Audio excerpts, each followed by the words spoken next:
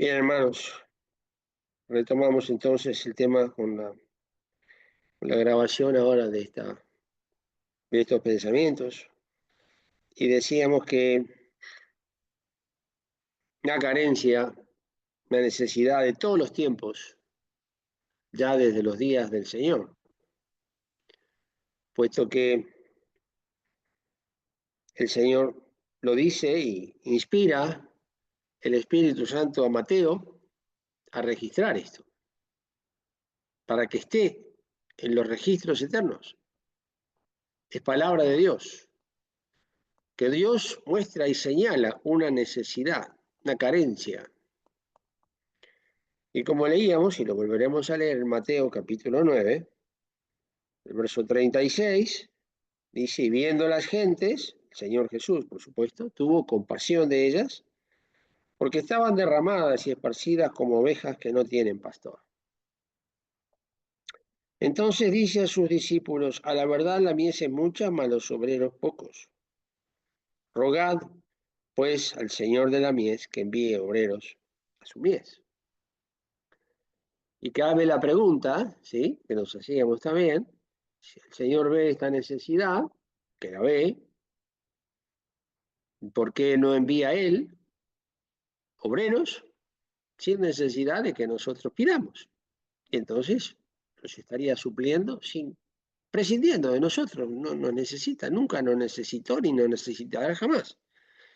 Pero sin embargo, el registro eterno establece que el Señor ve la necesidad, dice, viendo las gentes, ahí está la necesidad del verso 36, viendo las gentes, tuvo compasión, los vio en determinadas condiciones, extraviados, y dice a sus discípulos, a la verdad, la mies es mucha y los obreros pocos. Y eso lo dice el Señor Jesús, nada menos. Que ni exagera, ni agranda las cosas, ni las minimiza, ni establece situaciones que no son las adecuadas, sino que hay una perfección total. Y como consecuencia dice, rogad pues al Señor de la mies que envíe obreros. Que envíe obreros. El dueño, el Señor de la obra, el Señor de la mies.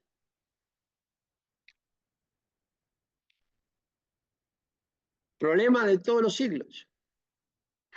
Porque la palabra de Dios es permanente. Esto vale para el siglo I, el siglo XV, el siglo XVII, el siglo XIX y hoy. Y los días a venir también.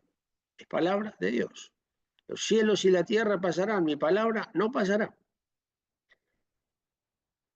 Entonces, hablando con una hermana hace unos días de este tema,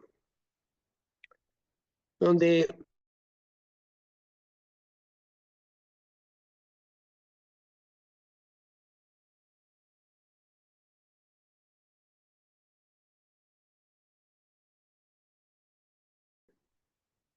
pedimos, vamos a la necesidad y pedimos. La necesidad sigue estando. Y hablamos con los distintos hermanos de distintos lugares, hermanos que están cerca, hermanos que están muy lejos, y está esta carencia permanente de obreros prácticamente en casi toda la faz de la tierra. No podemos decir en toda porque no estamos en todo el mundo a la vez, por supuesto, pero sí, mayoritariamente es una necesidad que está vigente y una necesidad que tiene que ser suplida. Y que obviamente la fidelidad de Dios establece las necesidades, las pautas, los medios y las soluciones a esta carencia. Y la fidelidad de Dios nos garantiza que la promesa de que envíe obreros se cumplirá, porque Dios es fiel. Entonces, a ver, ¿qué es lo que pasa? Y hablando justamente con una hermana, yo le decía, el tema es que nosotros pedimos, porque dice, rogad al Señor de la mies. Rogamos al Señor de la mies que envíe obreros. Y aparentemente vemos ante nuestros ojos que la necesidad no se suple. Obviamente que el problema no está en el Señor. Es fiel. No nos va a prometer una cosa y después no cumplir. Eso hacemos los hombres, pero Él no. La palabra de Dios es fiel, la necesidad está, promete suplir la necesidad, dice que pidamos, pedimos y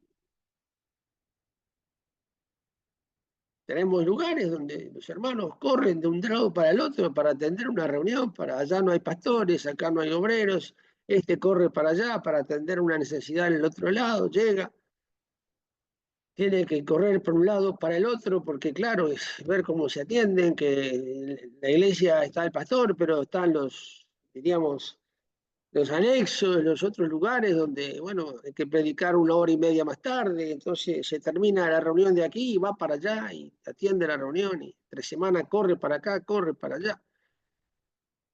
Están los hermanos que se esfuerzan y mucho, y van y se ofrecen en colaborar y van a visitar a ese lado, dice hermano, yo me encargo, entonces no vaya, que se encarga el hermano aquel de la reunión, le sacamos desplazamiento para que no vaya, hay un hermano que puede ir, va ese hermano, es muy apreciable todo eso, pero tenemos la necesidad de obreros locales, del lugar,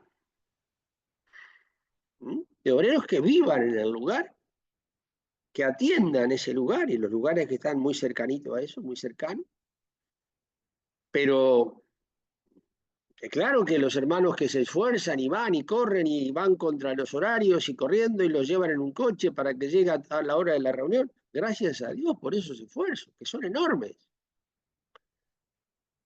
Por la vía de la excepción, si un día hay que hacer eso, bien. 2 días, bien. Una semana, bien. Un mes, bueno. 6 meses, bueno. Un año, bueno. Pero cuando una necesidad y una emergencia se instala permanentemente, eso se vuelve costumbre. Entonces dejó de ser algo puntual para ser algo permanente. Entonces está el permanente en el corre para allá, corre para acá, se atiende la reunión. Y gracias a Dios por esos esfuerzos.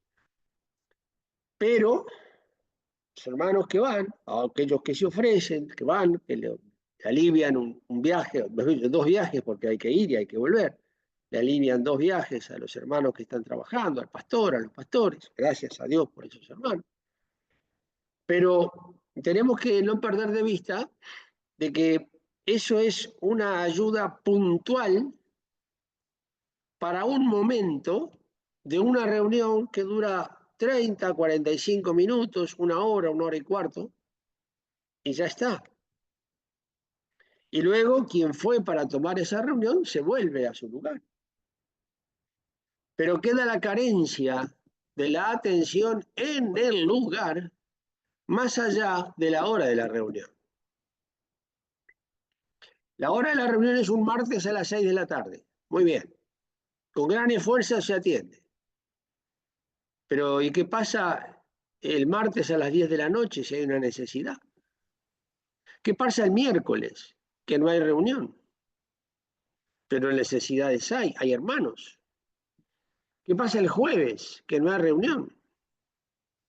¿Qué pasa el próximo día de reunión? Bueno, alguien va, porque como no hay nadie ahí, alguien va y se vuelve a atender.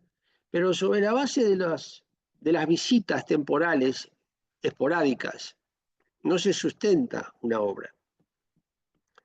Se requieren obreros de ese lugar que viven ahí para atender toda la actividad que es muy importante los días y las horas que no hay reunión, pero que sigue habiendo necesidades. Sigue habiendo necesidades espirituales, sigue habiendo hermanos enfermos, sigue habiendo urgencias que atender. Entonces, hermanos, decimos, si el Señor lo sabe esto, claro que lo sabe. Y no provee. Bueno, a la medida de que las necesidades sean cubiertas, por ahora no. Pero el gran tema está en que el Señor cuando ve esta necesidad, en el verso 36,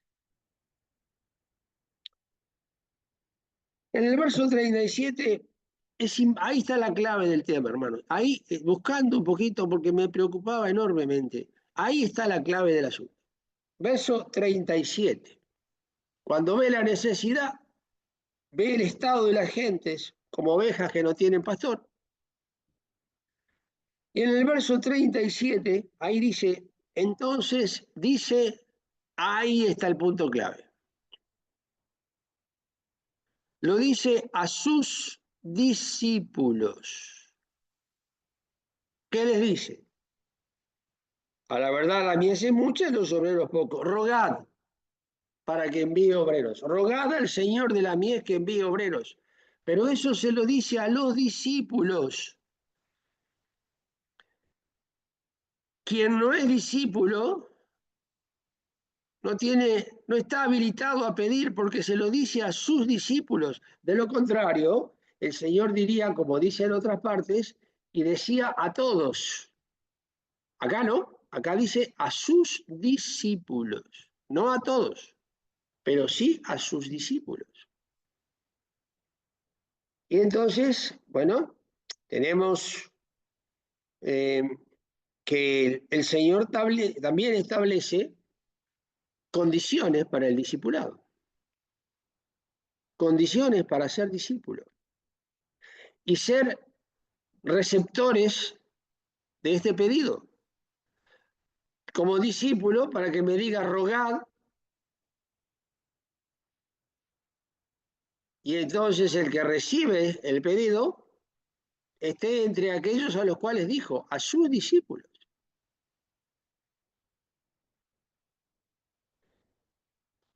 En el capítulo 14, hermanos, del Evangelio de Lucas,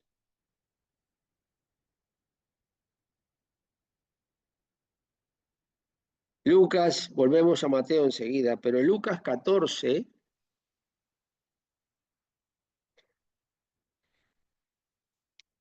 dice en el verso 25, y muchas gentes iban con él. Y volviéndose a las gentes, ¿no? Les dijo, si alguno viene a mí, de entre todas las gentes, toda la gente que iban siguiéndolo, y le dice en el verso 26, si alguno viene a mí y no aborrece a padre, madre y mujer, e hijos y hermanos y hermanas, y aún también su vida, no puede ser mi discípulo. Verso 27, vuelve a reiterarlo, y cualquiera que no trae su cruz y viene en pos de mí, no puede ser mi discípulo. Y en el verso 33, así pues, cualquiera de vosotros que no renuncia a todas las cosas que posee, no puede ser mi discípulo. 3 veces en un solo capítulo, queridos hermanos, reitera distintos aspectos de las condiciones del discipulado. Y las pone el Señor, así que son puestas por el Señor, son justas. Vamos al cielo por gracia, menos mal. Gracias a Dios que somos salvos por gracia.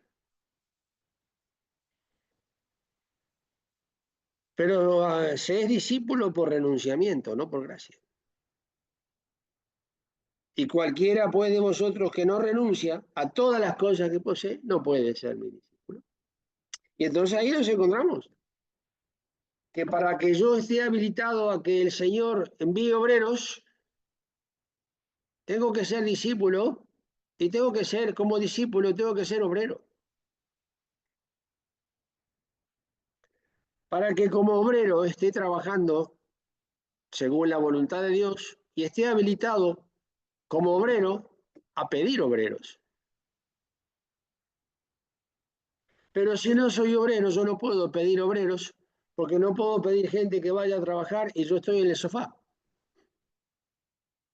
Ahí está el punto. Ahí está el punto.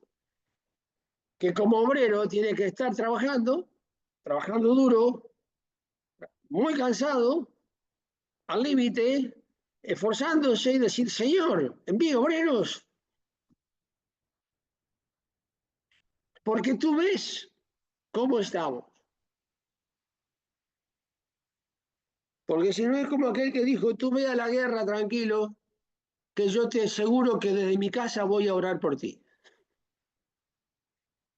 Pero a la guerra ve tú, que yo voy a orar desde casa. No funciona. No funciona. No es así. Entonces, hermanos queridos, tenemos en este capítulo 10 de Mateo, el gran asunto está que a la luz de lo que leímos en Lucas 14, en esos 3 versículos que leímos, donde dice, cada uno al final del versículo dice, no puede ser mi discípulo. Es decir, no está la admisión a la relación discípulo-maestro, porque dice, no puede ser. Es como el que presenta una solicitud para estudiar en algún lado. Y la universidad o el instituto le dice, no puede ser el discípulo, no se le recibe, no cumple con las condiciones. Y no puede entrar. Y no se le recibe. Haga otra cosa, pero acá no. No cumple con las condiciones del instituto o de la universidad. Busque otra cosa. Hay muchas cosas para hacer. Acá no. Bueno, acá es igual. No puede ser mi discípulo. ¿Es mi hijo? Ah, claro que sí, por supuesto. Por gracia. Por gracia sois salvos por la fe. Y esto no de vosotros, es un don de Dios. Somos salvos, obviamente, por fe, por la gracia, por la muerte y la resurrección del Hijo de Dios. Arrepentimiento para con Dios y fe en Jesucristo. Y somos salvos. Pero ahora viene el otro asunto de la obra, donde viene el otro paso, donde el Hijo de Dios es llamado al discípulo, al discipulado. Y por eso dice, si alguno quiere venir en pos de mí, ahí están las condiciones. Muchos grandes hombres de Dios a través de la historia han tratado este tema, hermanos. Alguien puede pensar, hermano, y otra vez con esto, ya los otros hermanos lo trataron, totalmente de acuerdo. Sí, sin duda que sí. Yo no soy ni original, ni soy el primero, ni lo pretendo ser. Tendría que estar loco. Claro que sí. Eso es lo grave, que ya lo trataron. Ahí está el gran problema. Que grandes hombres de Dios trataron este asunto en el paso de los años. Ahí está el gran problema. Que yo no pretendo ser ni el único ni el primero. Soy uno más. En donde el primero que me incluyo soy yo, hermanos. Dios es testigo. Y sabe que no miento. Al primero que me incluyo es a mí. Porque justamente en el capítulo 10, el Evangelio de Mateo, en el verso 32, me está diciendo, cualquiera pues, 10:32 de Mateo, cualquiera pues que me confesare delante de los hombres, le confesaré yo también delante de mi Padre que está en los cielos. Y cualquiera que me negare delante de los hombres, le negaré yo también delante de mi Padre que está en los cielos. No penséis que he venido para meter paz en la tierra, no he venido para meter paz, sino espada. Porque he venido para hacer disensión del hombre contra su padre y de la hija contra su madre y de la nuera contra su suegra. Y los enemigos del hombre serán los de su casa. Y el que ama padre o madre más que a mí no es digno de mí. Y el que ama hijo o hija más que a mí no es digno de mí. Y el que no toma su cruz y sigue en pos de mí no es digno de mí. Y el que hallare su vida la perderá, y el que perdiere su vida por causa de mí la hallará. El que os recibe a vosotros, a mí recibe, y el que a mí recibe, recibe al que me envió. El que recibe profeta en nombre de profeta, merced de profeta recibirá. Y el que recibe justo en nombre de justo, merced de justo recibirá. Y cualquiera que diere a uno de estos pequeñitos un vaso de agua fría solamente en nombre de discípulo, de cierto os digo que no perderá su recompensa. Son los pasajes más duros del Evangelio de Mateo. Duros para la carne, duros para el esquema social de todos los tiempos, las estructuras de los hombres. Para eso es durísimo. Pero es que justamente eh, dentro de lo que es este mismo Evangelio de Mateo, vamos a darle vuelta a la página, y en el 11:28 de Mateo, dice, venid a mí todos los que estáis trabajados y cargados, que yo os haré descansar. Llevad mi yugo sobre vosotros y aprended de mí, que soy manso y humilde de corazón, y hallaréis descanso para vuestras almas. Miren lo que dice ahora, hermano, en el verso 30. Porque mi yugo es fácil y ligera mi carga. Ahora volvamos, después de leer esto, porque mi yugo es fácil y ligera mi carga, volvamos a los capítulos 10 que acabamos de leer. Pero él dice que mi yugo es fácil, es ligera mi carga. Entonces ahora uno dice, ¿fácil? Mateo 10. ¿Fácil? Lucas 14. Donde establece el renunciamiento a todas las cosas para ser discípulo. ¿Fácil eso? Sí, porque el Señor lo dice. Y si no, nos habrá engañado, lo cual es una blasfemia, siquiera pensarlo. Es fácil, porque eso no empieza en el verso 30. Mi yugo es fácil, pero en el verso 29 dice, llevad mi yugo. Entonces será fácil. Mi yugo es fácil. Llevad mi yugo sobre vosotros. Aprended de mí, manso y humilde de corazón. Y quiero destacar esto, hermano. La humildad no es aquel que dice, bueno, sí, todo que sí. Ah, sí, no hay problema. Yo soy humilde, así que yo pongo la mano en el suelo y usted me pisa los dedos porque yo soy muy humilde. No, yo soy un estúpido si hago eso. Eso no es ser humilde, eso es ser tonto. ¿Eh? Ponga el dedo que le voy a destrozar el dedo con un martillo. Y yo porque soy humilde pongo el dedo y me lo destroza. Qué humilde. No, no, usted no es humilde. Usted está enfermo. ¿Qué es humilde? Humilde es aquel que con total firmeza resiste todas las situaciones en Cristo para hacer la voluntad de Dios. Ese es humilde, eso es humildad, según el Nuevo Testamento.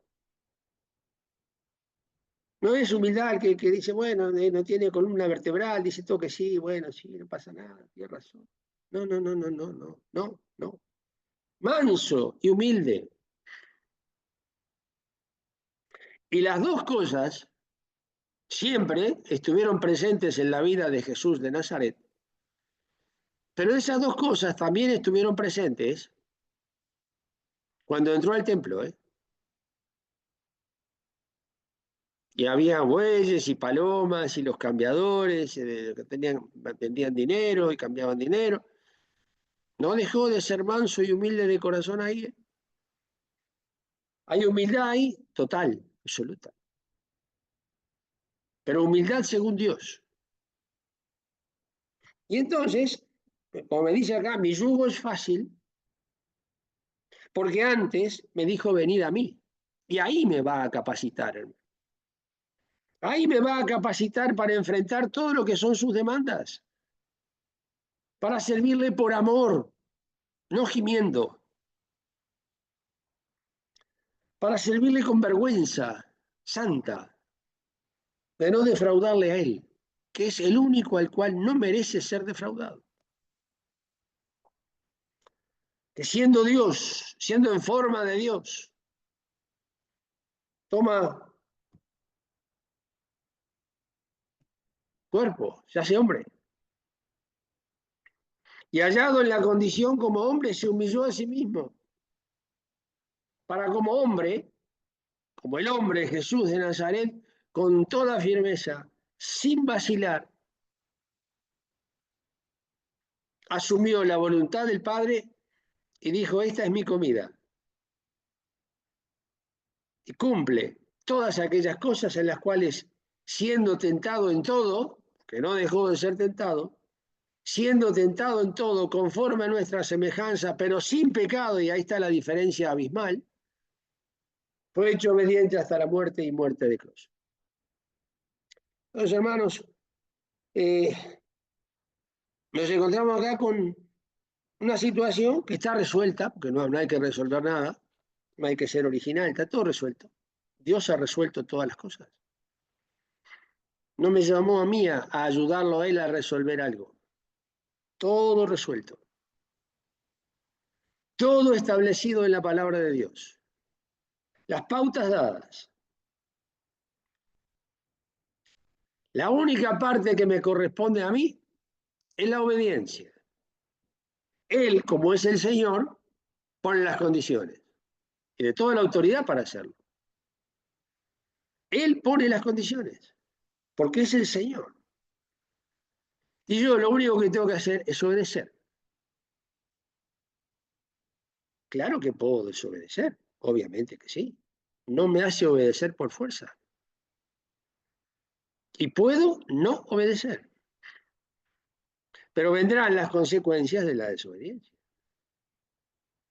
Porque así como por la desobediencia de un hombre entró el pecado, la desobediencia de Adán, Adán eligió desobedecer. Y Dios lo respetó.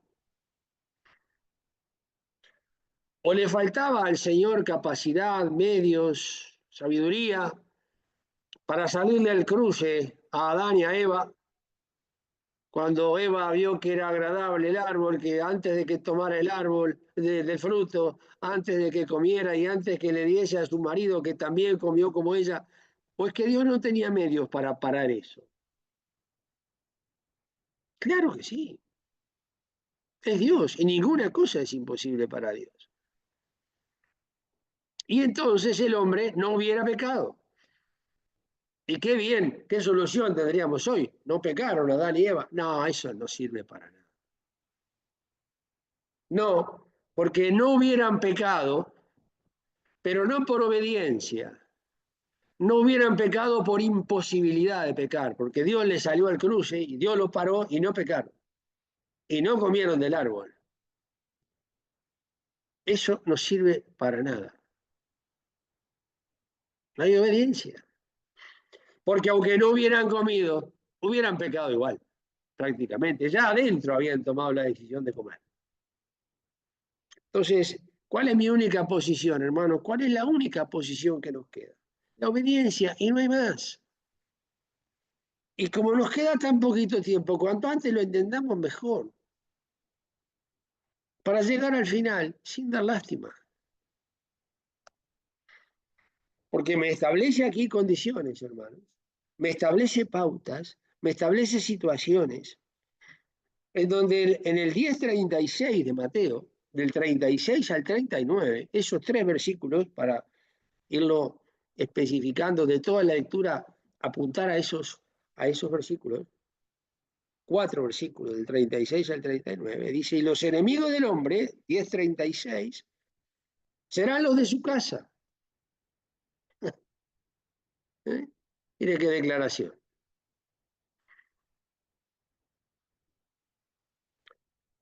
El que ama a padre o madre más que a mí no es digno de mí.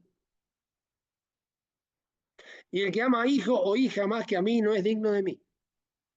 Y el que no toma su cruz y sigue en pos de mí no es digno de mí. El que hallare su vida la perderá y el que perdiere su vida por causa de mí la hallará.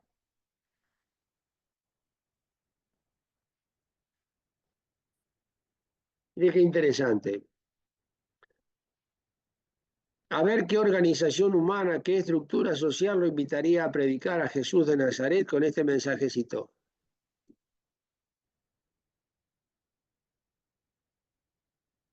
A ver qué instituto bíblico moderno cursaría una invitación para tener una serie de estudios.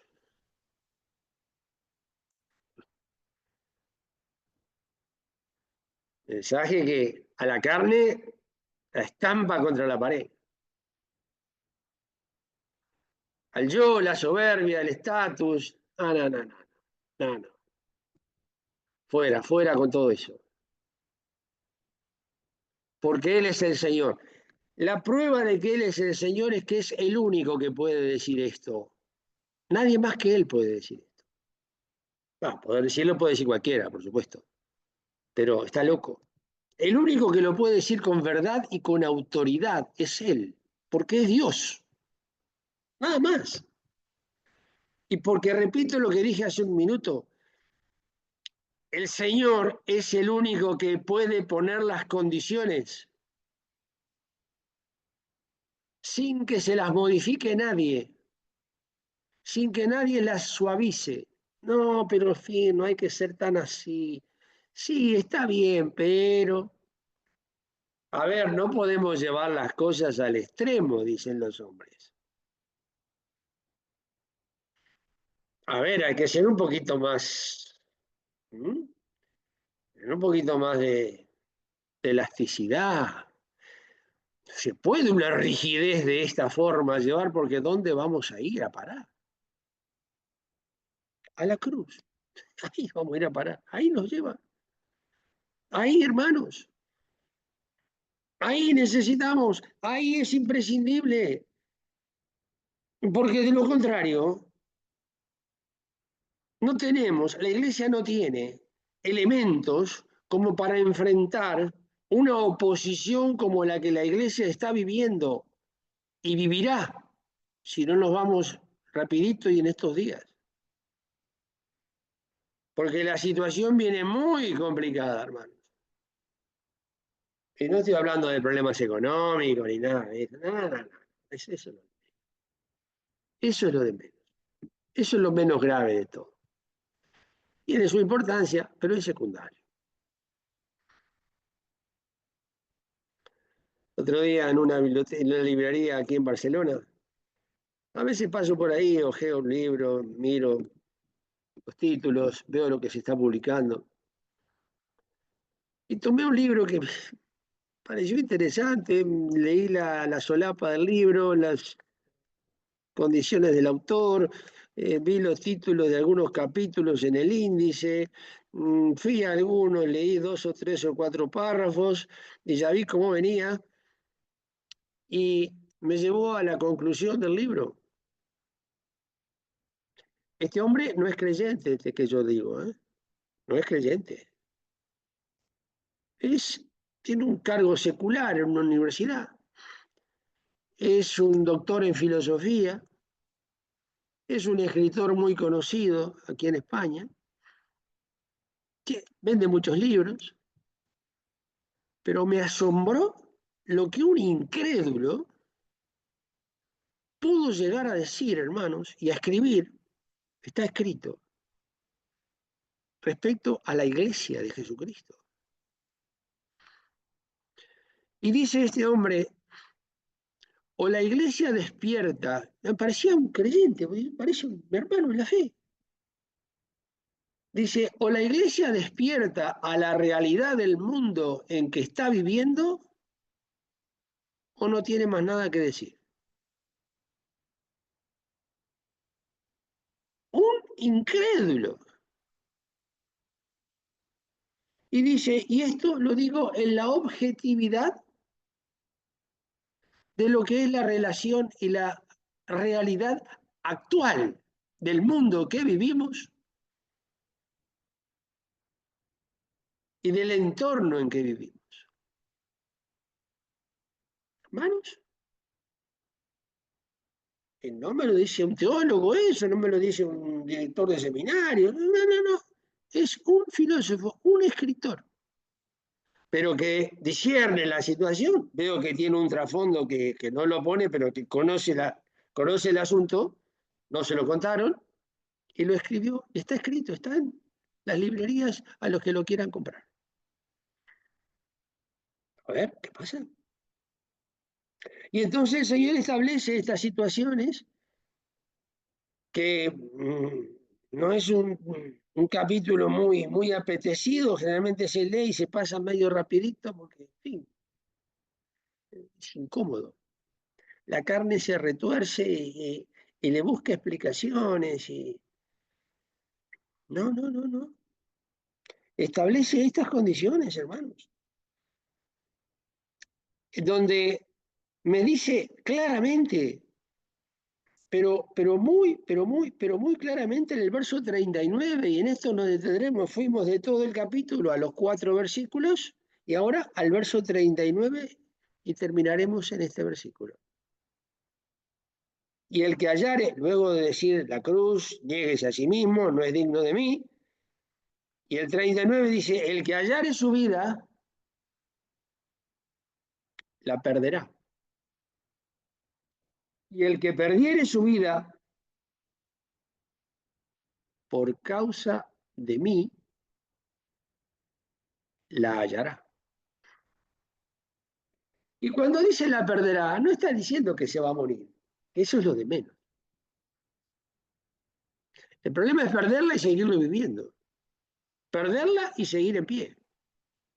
Esa es la tragedia.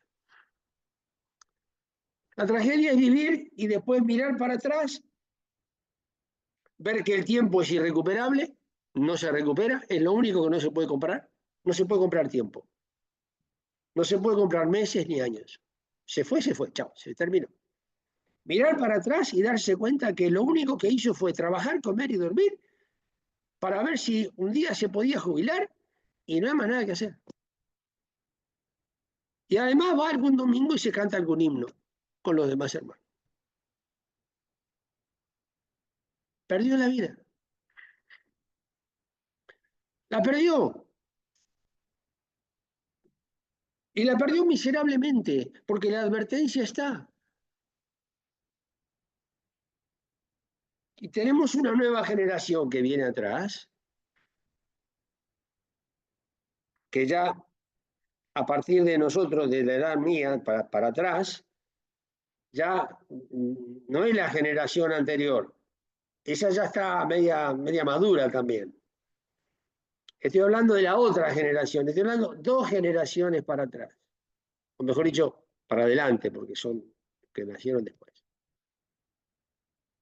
Estamos hablando de los hijos de nuestros hijos, de los, de los nietos, de los nietos de los hermanos.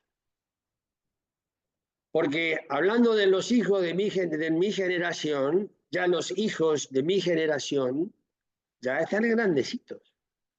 Ya son maduritos, un poquito maduros. Algunos ya pasando los 50 años. ¿Y? Y ya pasó, esa generación ya está. O hizo las cosas bien o no las hizo bien y ya está. Viene otra,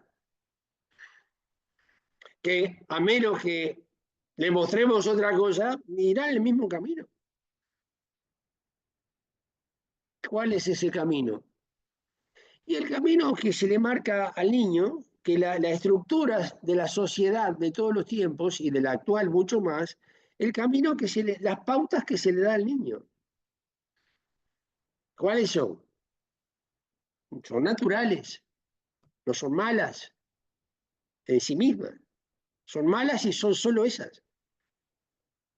Que tiene que ir al colegio, lógicamente, que tiene que ser responsable, bien, que tiene que, bien, cursar los cursos y aprobarlos y pasar de curso, bien, tiene que acabar el colegio, bien, después tiene que seguir la otra etapa formativa, pues tiene que ir a lo que se le llama la ESO aquí, la enseñanza secundaria obligatoria, o el liceo en Uruguay, como se le llama, y otros nombres en todo el mundo, el bachillerato, todo eso, porque se tiene que formar para la vida. Pero claro, no va a hacer ese esfuerzo y después no ir a la universidad. Sería muy loable que además fuera a la universidad. Y gastara en la universidad 5, 6, 7 años y se graduara para tener un futuro.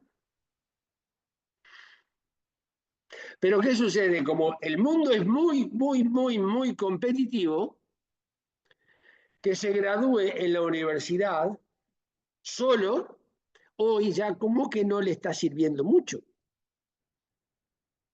Porque hoy va a precisar un máster o 2 con la correspondiente especialidad. Con lo cual, después de graduarse, le va a quedar 4 o 5 años más todavía y ya va a estar pisando los 30 y un poquito de años. Pero luego tiene que afirmarse bien en todo eso porque va a tener que competir por un puesto para llevar adelante su profesión. Con lo cual va a tener 45 años y recién en ese momento, si Dios quiere, va a estar en condiciones de poder ejercer su profesión bien sólidamente. 45 años, 40, 45.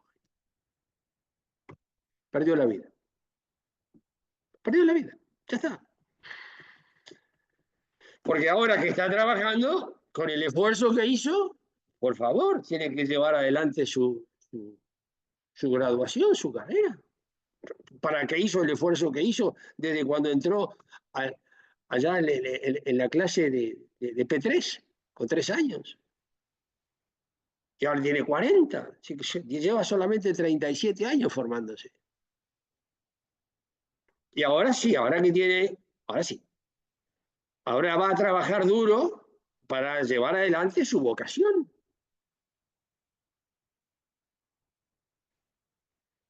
Y cuando mira para atrás tiene 55, 60 años.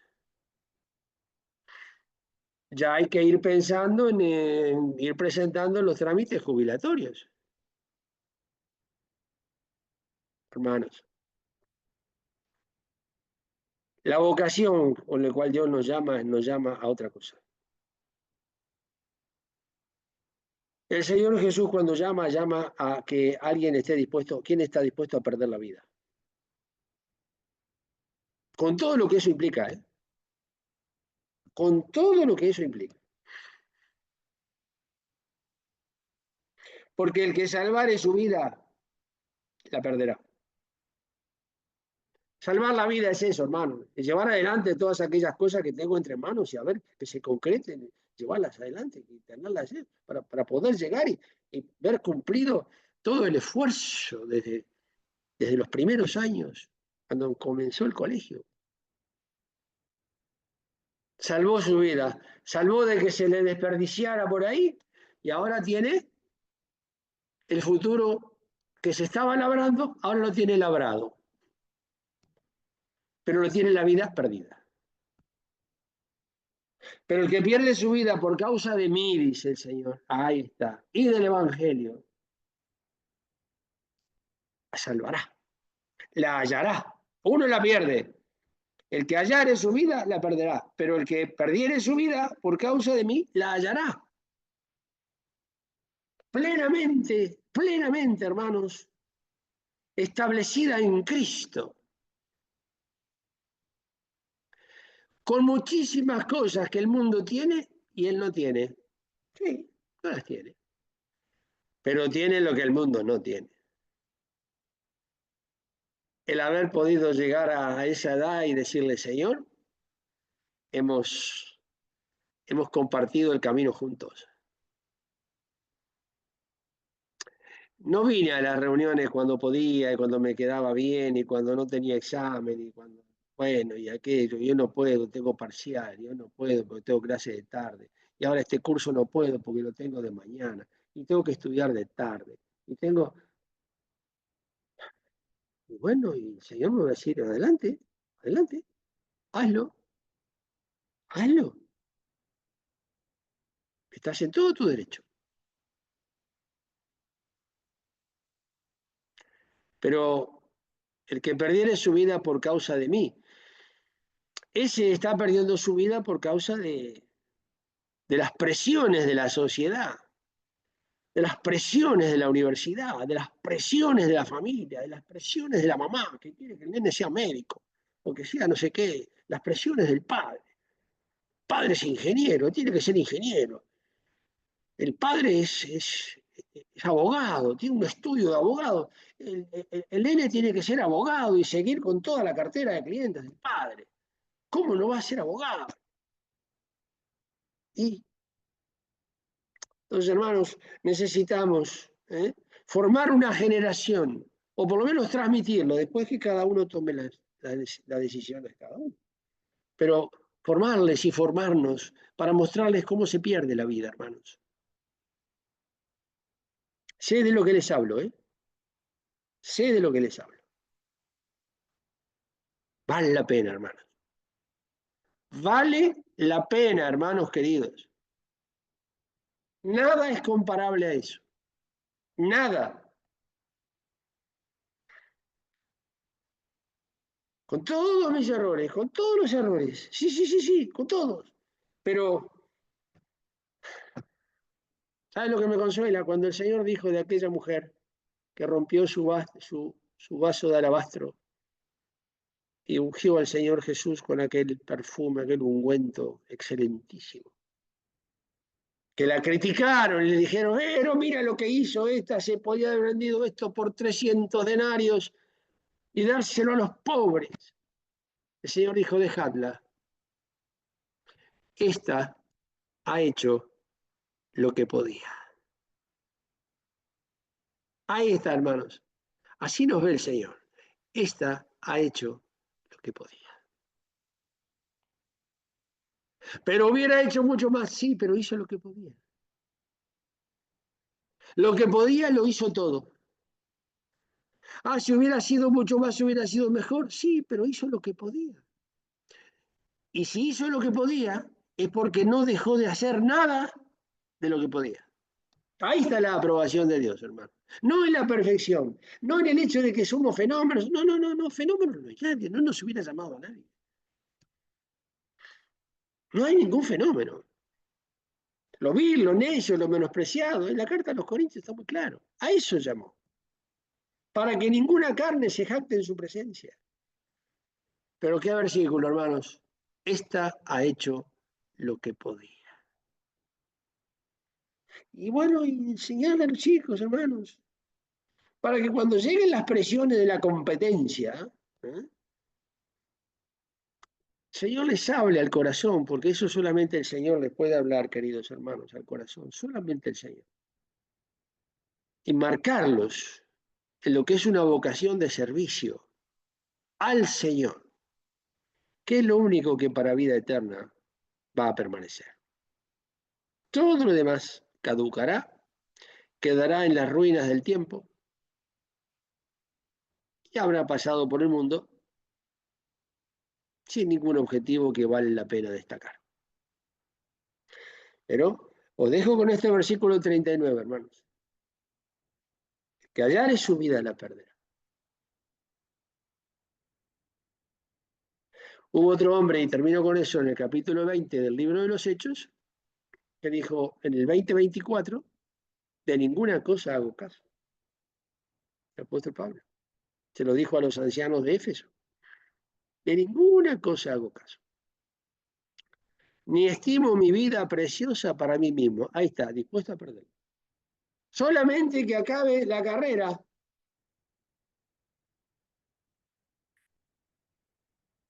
Con gozo. No dice con aprobación de los hombres. No dice con las palmaditas en el hombro de aquel. Bien, hermano, qué bien. No, no, no. Toda aprobación humana no contará absolutamente para nada. Sino a quien Dios aprueba, dice el Escritor. Ese es el punto. Ahí está el asunto crucial del tema, hermanos. Gastar la vida de forma que en aquel día Dios apruebe. Dice, y entonces tendrá de Dios la alabanza, no la de los hombres, que no vale un centavo. No. Y cumplir, dice el apóstol Pablo, el ministerio que recibí del Señor Jesús, para dar testimonio del Evangelio de la gracia de Dios. Ahí está, el ministerio que recibí, el que perdiere su vida por causa de mí. Señor, estoy dispuesto a poner la vida porque el que me ha llamado eres tú. Ahí está el punto. Tú, el autor de la vida, tú me has llamado. Entonces vale la pena lo que tú digas, sin cuestionamiento, sin explicaciones. No, lo que pasa es que espero que yo no me dé cuenta, es que yo no entiendo aquello. No estamos para entender, hermano. No, no es para entender, es para hacer lo que Dios dice. El siervo no consulta, obedece. No cuestiona, no discute, no cambia ideas, no presenta alternativas, no. Porque está aquel que dice, ¿quién es aquel que no le diga cuando le dijo, no es necesario que vengas debajo de mi techado, dice, de mi tejado. Porque yo también soy siervo, soy hombre bajo potestad, dice. Y era el centurión, y le dijo, tengo un soldado que le digo a este, ven, y viene. A aquel le digo, ve y va. Y ya está. Y el soldado recibe la orden, vaya y va. Pero no será muy temprano. Vaya, tiene que ir ahora, que está por llover. Vaya. Pero acabo de llegar. Vaya otra vez. Porque la orden es, vaya. Ya está. Y va y se queda. ¿Hasta cuándo? Hasta que le digamos que venga. Ya está, no consulta, es siervo.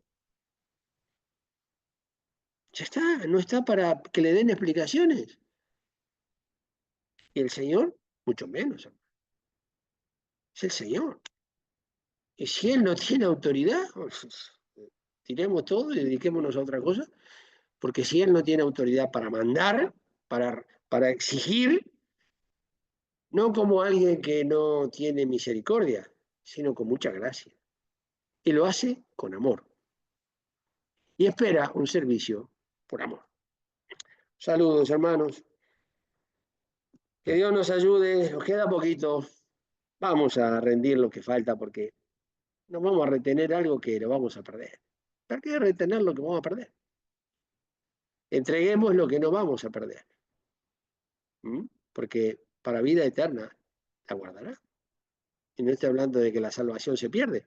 Estamos hablando de una vida que no se pierde porque es gastada en favor y para la honra y la gloria, nada menos que del autor de la vida, que es el Señor. Saludos, hermanos, y hasta muy pronto, si Dios quiere.